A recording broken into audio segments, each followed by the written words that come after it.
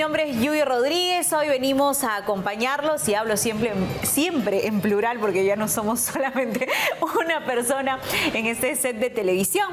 Philip Butters retorna mañana, no se preocupe, ha tenido que resolver unos asuntos personales, pero yo los acompaño y yo también estoy muy bien acompañada porque en el estudio se encuentran Antero Flores Arauz, ex jefe de gabinete, ex ministro de Estado, usted ya lo conoce, y también Ángel Delgado, abogado constitucionalista, para analizar diversos temas. Me gustaría iniciar hablando de Dina Boluarte y cómo pareciera en realidad que Dina Boluarte está en modo regalón.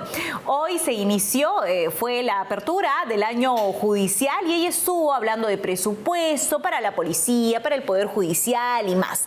Y en los últimos días se ha realizado una conferencia de prensa dando cuenta de que el impacto del fenómeno del Niño no sería pues como el de los años anteriores, ¿no? Así que esa, en la medida de lo que sucede en nuestro país, es una información, no quiero llamarla positiva, pero que nos da calma. Sin embargo, de todas maneras, el clima en cada región de nuestro país es complicado. Por ejemplo, hay temporada de lluvias ya, los deslizamientos van a ocurrir de todas maneras, pero no, el impacto no va a ser tan fuerte como en años anteriores si nos referimos al niño, al fenómeno del niño.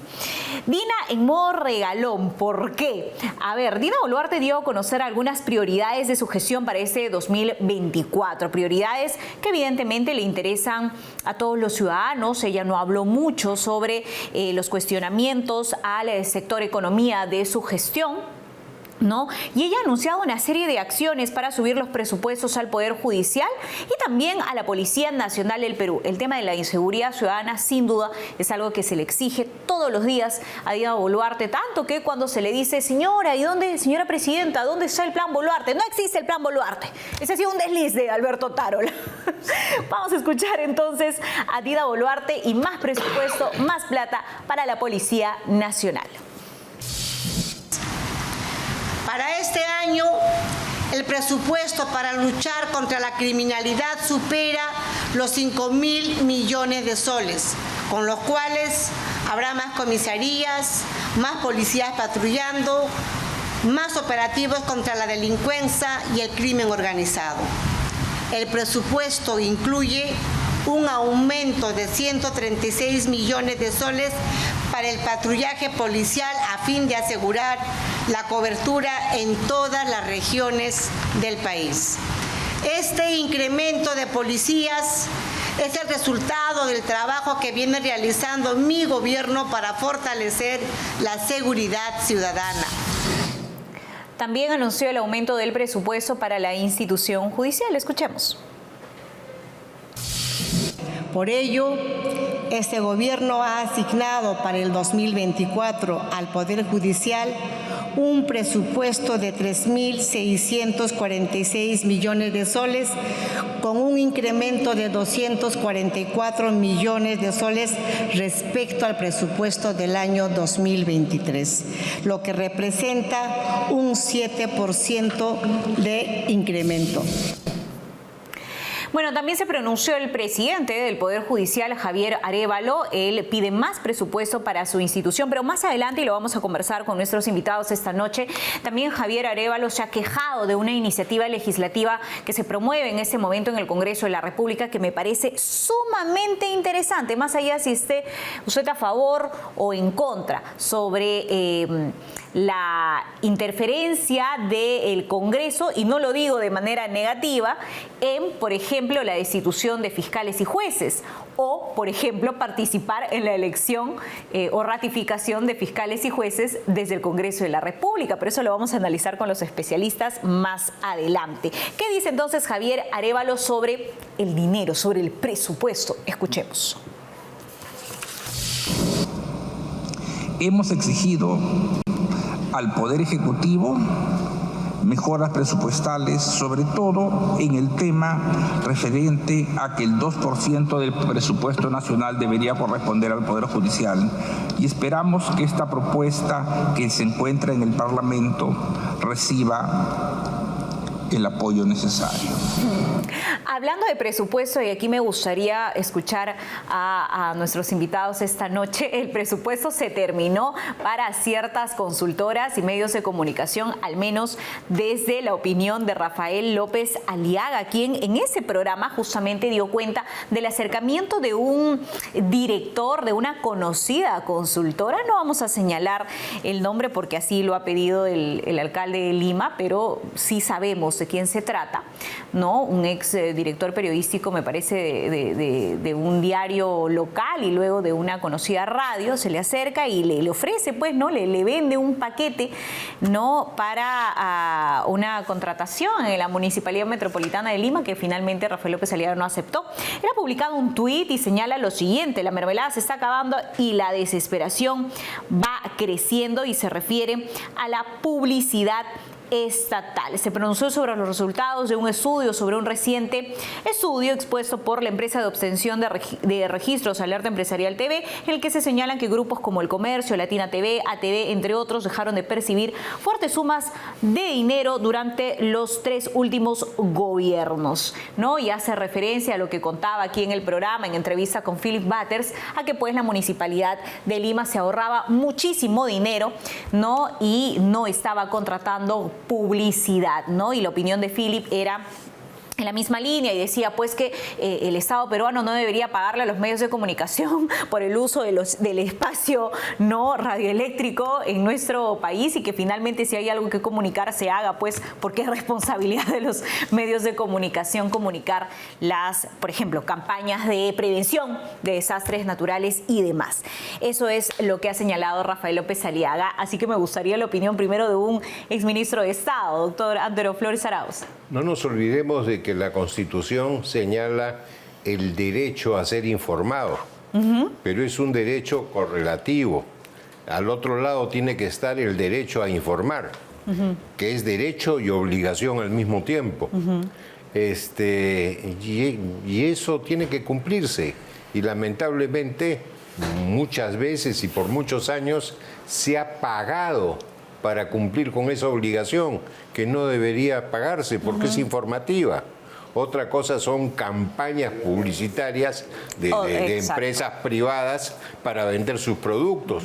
Pero cuando se trata de servicios públicos y de autoridades que tienen que hacer gestión pública, la verdad es que los medios tienen la obligación de informar y el público el derecho de ser informado. De ser informado. Además, esto puede condicionar también el trabajo de un periodista. Ojo que no estamos diciendo que los medios de comunicación pues existen porque sí, necesitan un financiamiento, pero para eso existen condiciones, me parece, más transparentes, que no condicione la opinión o la información y que puede venir, por ejemplo, del sector privado. ¿O no, primero, fundamentalmente el sector privado debe financiar la publicidad, porque en una economía de mercado, objetivamente, quienes prestan y ofrecen bienes y servicios deben hacer la correspondiente publicidad para ganar pues mercado. Eso es evidente. Ahora, el Estado tiene una intervención, yo creo, puntual en aquellas cuestiones que son de interés público general, donde es obvio que los medios tienen que estar al servicio de una campaña. Tú lo has nombrado, la previsión de los desastres, por ejemplo, ahí hay que actuar sin duda. Pero yo estoy en general totalmente de acuerdo con lo dicho con Rafael López Aliaga, en el sentido que hay que recortar drásticamente esto que se ha convertido en un vicio. No solamente a nivel del Estado central, sino en provincias, donde muchos gobernadores y alcaldes tienen un poder adicional porque han usado este mecanismo de repartir una serie de granjerías y prebendas a cierta prensa, y entonces tiene un coro ayayero que endulcora o enmascara una pésima gestión. Entonces yo creo que esto sí, tiene que haber publicidad estatal, por supuesto, bajo ciertas reglas, hay formas de contratación conforme a ley, pero no puede convertirse en un abuso ni un rubro significativo, de modo tal que signifique pues una fuerte erogación por parte de los recursos públicos destinados a todos para que el Estado se haga autobombo. Mucha de la publicidad estatal que nosotros vemos es autobombo y eso no se necesita que ningún ministro, ningún funcionario de ninguna entidad se haga pues propaganda a sí mismo como nosotros hemos visto en algunas oportunidades. ¿Y cuáles son los niveles de efectividad? ¿No? Las cosas no se miden en nuestro país, ¿no? Porque, por ejemplo, tenemos a alguna institución que saca hasta su propio canal de televisión, diversos vinculados a la salud. Sí, por supuesto, eso hay que decirlo claramente. Todo el mundo se ha tiene multiplicado canal de televisión en el Estado.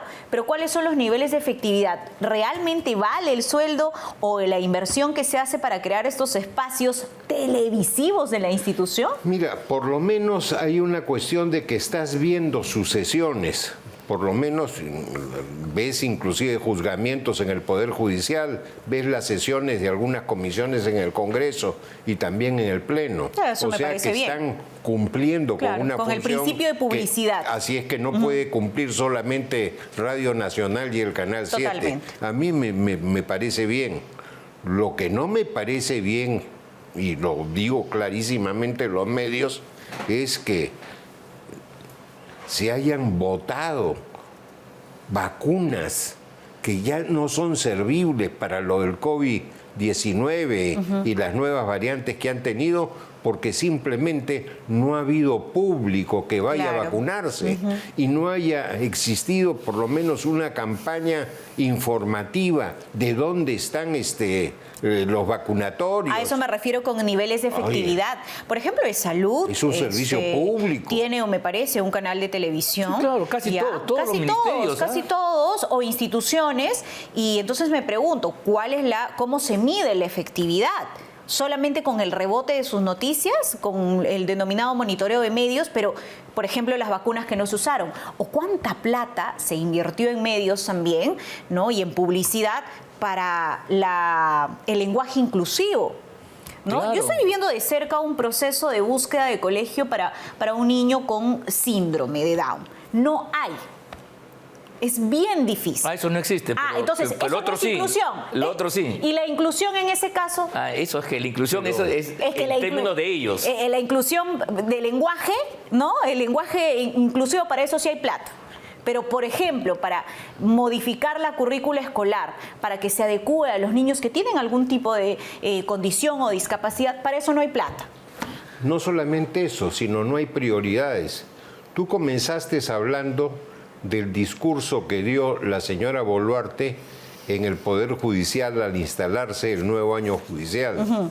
Y dijiste que había estado en el plan de Papá Noel y regalona, lo cual es verdad.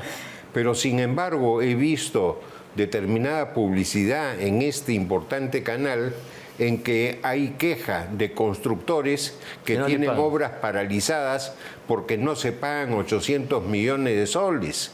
Oigan, esto es criminal. No se puede estar regalando y distribuyendo cuando no estás cumpliendo con las obras que has contratado tú mismo, en que has celebrado contratos que son ley entre las partes. Y sabemos perfectamente cuando una obra se paraliza, reiniciarla cuesta muchísimo más. ¿Por qué? Porque has tenido que brindar seguridad a materiales que están en cancha, has vuelto a contratar trabajadores de construcción civil, algunos materiales se han malogrado. Entonces, tiene que haber priorización del gasto y cumplir con los compromisos contraídos. Mira, esa política del perro muerto es inaceptable. Y la verdad debe llamar a preocupación. Mira, aquí no es un reclamo solamente de un sector empresarial que se ve afectado porque no cumplen el contrato. Es verdad, eso es.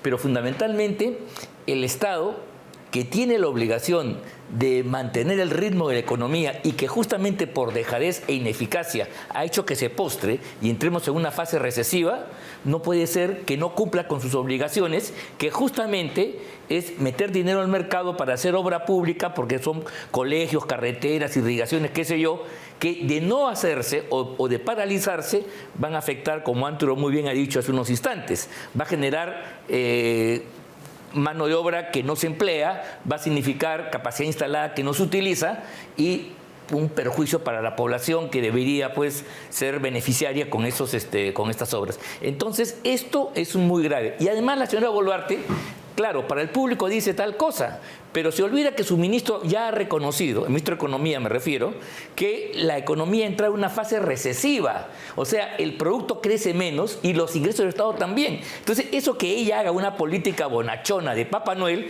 es una incongruencia absoluta y hay que denunciarla como tal, pura demagogia. Claro, ha recabado aplausos seguramente, y por otro lado, ¿quién puede estar en contra que se le dé más recursos al Poder Judicial, a la Policía? O a la Policía Nacional. Por supuesto, Más en un pero no se trata de eso, hay que ser responsables. Y la economía peruana no está en expansión, no está en crecimiento, sino está en recesión, está involucionando, y entonces esto es pura demagogia. Más en un contexto donde la inseguridad ciudadana pues está a flor de piel. Entonces, cuando se habla de mayor presupuesto para la policía o para el Poder Judicial o para el Ministerio Público, entonces puede dar la sensación de que se está finalmente haciendo algo. Puede ser muy loable, pero hay que ser realista. Y acá hay una responsabilidad compartida entre el Ejecutivo y el Parlamento. El Ejecutivo presentó un proyecto de presupuesto para el 2024 desbalanceado, porque los ingresos estaban sobredimensionados. La recaudación está bajando porque no hay inversión, por la recesión. En consecuencia, si tú no tienes ingresos suficientes, ¿por qué vas a estar haciendo de Papá Noel? Quítate la barba, quítate las botas, quítate el traje y no hagas de les Papá ha gustado Noel. a ambos la descripción de la producción. La producción es un poco ácida acá. Me lavo las manos yo. Ellos le han dicho que se pone en modo regalón la presidenta de la República. Pero es que, verdad. es que acá hay que ser, pues, yo insisto, responsabilidad que es compartida en los que presentaron el proyecto de presupuesto y lo que se aprobó en el Congreso. Si es más visto, cualquier, no te digo un economista reputado, cualquier estudiante de secundaria, no te digo universitario, sabe perfectamente que si hay recesión y están las cosas como están, porque ve también las carencias en su hogar, no hay suficientes ingresos. Y si no hay los ingresos, ¿cómo puedes gastar? De acuerdo. Ahora, a todas las instituciones les falta plata, ¿no? El problema eterno, por ejemplo, del Ministerio Público, ahora que estamos hablando de este trabajo entre instituciones para luchar contra la inseguridad ciudadana, hablemos del Ministerio Público. Siempre hemos visto pues a los fiscales de la Nación quejarse y pedir presupuesto para la institución. Recuerdo incluso encuentros de Zoraida Ábalos con Martín Vizcarra y ella decía que pedía presupuesto para el Ministerio Público. En fin, pero eso en realidad resuelve el problema. ¿Hace tanto tiempo estamos con el tema de la falta de dinero en las instituciones? O yo creo, y lo decía esta mañana en PBO, yo creo que tenemos funcionarios muy poco capacitados, salvando evidentemente siempre las excepciones. Yo tengo muy buena percepción de ciertos fiscales en el Ministerio Público, pero otros con unas hipótesis que realmente se caen. Por supuesto. ¿No? Como los casos que se están viendo en contra de la fiscal Patricia Benavides. Claro, no, aquí hay que ser muy claro. En realidad, el tema del Poder Judicial y la Fiscalía es un poder del Estado, ¿no? El famoso tercer poder, y tiene que estar subordinado dentro del equilibrio constitucional. El Poder Judicial no es una isla y no está por encima de los otros poderes. Y por lo tanto, cuando yo veo que, por ejemplo, se quejan de que el Parlamento se quiere hacer un tipo de reforma, hacen un veto. Yo, hasta donde he estudiado en la universidad, Antero, corrígeme si me equivoco, los jueces no hacen leyes, ellos aplican la ley. Y entonces el Parlamento está en plena potestad, tiene legitimidad para modificar el sistema normativo en perspectiva de que el Poder Judicial cumpla mejor sus objetivos. Podemos discutir el contenido, pero no la potestad. Y eso es lo que a mí me preocupa de ciertos jueces y fiscales que se consideran actores políticos y entonces salen a deliberar al espacio público, decir, no me parece, por ejemplo, que el Poder Ejecutivo haya reforzado el papel de investigaciones por parte de la policía, como era antes, y cosa que yo creo que es un acierto, eso hay que decirlo. Yo también Los creo que es un fiscales acierto. en realidad no son la policía, no tienen la policía científica que nosotros vemos en los programas de televisión, ¿no? En Netflix, que son maravillas, ¿no? Que como en base a un cabello arman y ese trabajo no lo hacen los fiscales. No. Mira, una de las razones que yo escuchaba a una jueza para el poder liberar a estas bandas de venezolanos y tailandeses, etcétera, que los han agarrado casi en flagrancia, es que el escrito, el documento de la fiscalía es insuficiente. Entonces me dicen, no está la prognosis, no está tal. Claro. No cumple el requisito. Entonces, si la determinación de los hechos, que yo creo que es una labor fundamental de una policía científica, como ha sido antes, y debe eso reforzarse, creo que eso va a abonar en un mejoramiento de los casos que lleguen al Poder Judicial y a la investigación fiscal. Es decir, no todo es un tema de dinero, doctor Anter. Efectivamente, más aún, siempre hemos escuchado que se está politizando la justicia y por otro lado se está judicializando la política. Y eso hay que evitarlo. Cada institución tiene sus propias atribuciones, sus facultades, sus prerrogativas, y eso tiene que respetarse, como que hay que respetar también la opinión, porque es una opinión y tiene derecho a darla el presidente del Poder Judicial. Por supuesto. Ahora, totalmente. Si quieren opiniones, también acá los tres estamos en un ambiente de derecho, de dar opiniones, porque hemos estudiado el tema y estamos en el ejercicio del derecho. Y les podemos decir también... Y yo en el periodístico, ¿no? ¿Ah? Y yo en el periodístico. Adicional. Claro. Porque estás también en el derecho. Sí, al menos Así es, en pues. pausa, pero ahí estamos, Pero aprendiendo de ustedes. Entonces, hay que decirles también desde nuestro punto de vista a los señores magistrados, tanto del Ministerio Público como del Poder Judicial, que no estamos satisfechos con las demoras increíbles que pasan años.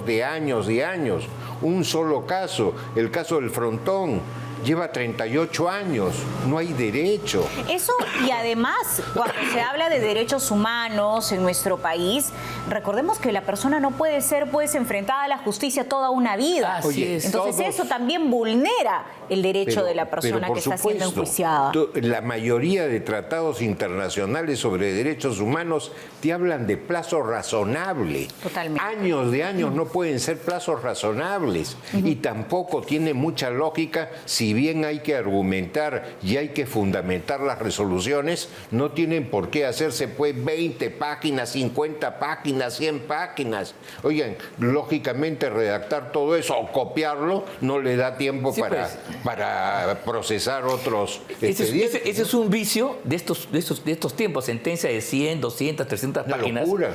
Que en realidad son copy-paste en el fondo, se copian tratados, en fin, hacen trabajar a los auxiliares, a los asesores, qué sé yo, y no se llega a la sustancia. ¿Te das cuenta? Eso es todo parece una pachotada al final. Eso a mí me parece realmente terrible. Y hablando de injerencias, el otro día, es una noticia que ha salido pero no ha trascendido, la sala plena de la Corte Suprema de la República, en sala plena, ha dado una orden a los jueces de todo el sistema para que no apliquen una ley de prescripción que aprobó el Congreso.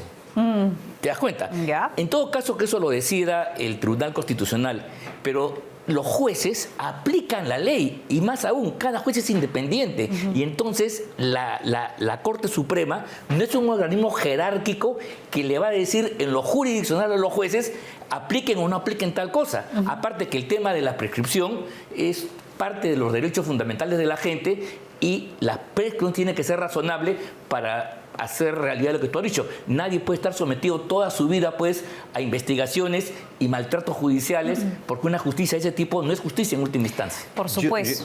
Yo recuerdo que cuando estaba en la universidad, desde letras, yo practicaba y practicaba en un estudio importante que era el estudio de Carlos Carrillo Smith. Y él me decía, cuando veía mis escritos, los proyectos que le presentaba Antero, Ripio, dedícate a 1, 2 páginas. Los jueces no leen más, pero sin embargo quieren que nosotros leamos 200 páginas. Sí, pues. Bueno, en prensa se dice mucho floro, al grano, la pepa, la carne, la sustancia. Y decía otra cosa, decía además que los pedidos judiciales eran un silogismo al revés. Tenías que comenzar por la conclusión y luego desarrollabas a través de premisas, porque claro, si lo hacías normalmente premisas para ir a la conclusión, no llegaban a la conclusión. Es cierto, esas buenas prácticas las hemos perdido. ¿Eh? El caveraje ha inundado con un floro infecundo una serie de documentos y textos y sentencias huecas que en el fondo violan los derechos de la gente, en el fondo. Bueno, y es increíble cómo la contradicción los inunda, ¿no? Así es. Pero bueno, vamos a regresar con este tema que me parece va a ser el tema de la semana que viene, en realidad, ¿no? Bueno, Milagros Leiva nos ha dado 2, 3 días, me parece contundentes, sustanciosos del caso Pablo Sánchez y Gustavo Gorriti.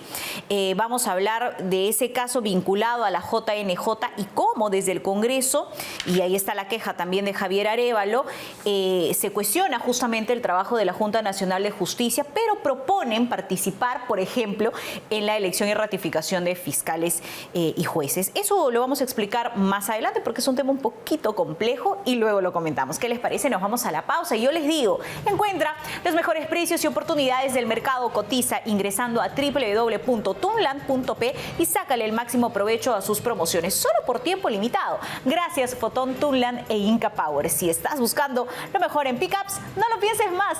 Tunland G7 y G9 de Fotón son las camionetas todoterreno ideales para tu flota, negocio o emprendimiento. Volvemos.